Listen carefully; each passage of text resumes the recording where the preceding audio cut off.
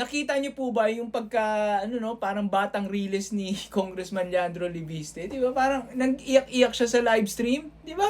Para siyang normal na ano, bata na ano, namomroblema sa candy niya, 'di ba?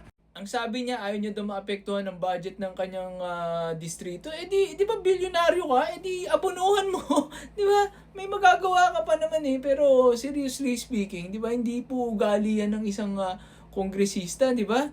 Parehas sila ni ano, Congressman na ano, Barzaga, tingnan niyo. 'Yan, alam niyo ba na parehas sila na drop out, 'no? College dropout sila at, kaya naging interesado ako at bina-background check ko rin 'to si Leandro Leviste. Pero marami po naglalabasan, ito. Ayan po, so comment sa post po na yan, ayan, Nepo baby nahuling ng ngopya pina-exit sa US University, no. Marami pong comment diyan, si Congressman Leandro Libiste daw po yan, 'di ba? Tapos may kaso daw na plagiarism, tapos cheating. Hindi natin alam kung ano totoo, eh. Pero 'di ba, kung gawain mo na talaga 'yon, 'di ba? Kung gawain mo na talaga 'yon, yung mangopya, mandaya, 'di ba? Hindi po nakakapagtaka na ano ka, no, pagdudahan ka ng mga tao, no, sa inyong mga pinagsasabi. Marami po nagdududa sa mga ano, pagbida-bida nito ni Congressman Leandro Libiste, eh. Kasi isipin niyo, kung kaya mo mandaya sa eskwelahan mo pa lang, 'di ba? Nambubudol ka na, plagiarism. Tapos pina-exit ka, tapos pinoportray mo matalino ka, magaling ka, 'di ba? Hindi mo inaamin na may ganun ka palang kaso, 'di ba? Hindi natin alam kung totoo 'yun, pero maganda manggaling na 'yan kay Congressman Leandro Leviste at marami po nagdududa sa paglabas niya, 'di ba?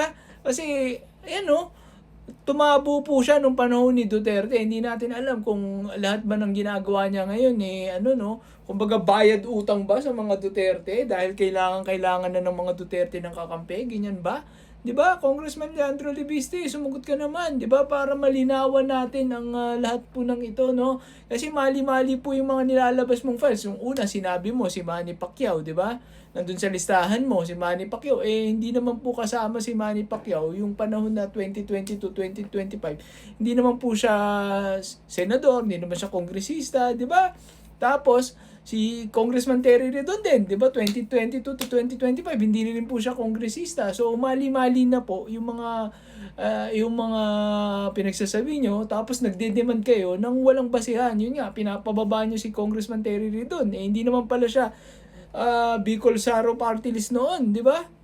So kaya wag po kayong magtaka na kayo po ay pinagdududahan dahil ang inyong background pa lang no, kaduda-duda na, no. Naging lang naman po kayo, eh. Hindi naman kayo talaga naging sikat o naging bilyonaryo dahil sa inyong katalinuhan.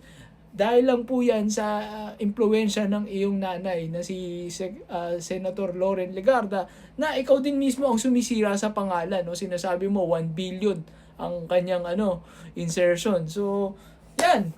'Yan. Ano po 'yan, ang sinasabi diyan, karma, no.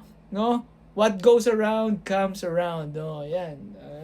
So, yun lang po, no? Sana i-share nyo po ito, lalo na kay Congressman Leandro Leviste. Tingnan natin kung masagot niya ang lahat po ng ito, no? Para malinawan na ang lahat. Once again, balita at kaalaman. Let's do this again. Let's go.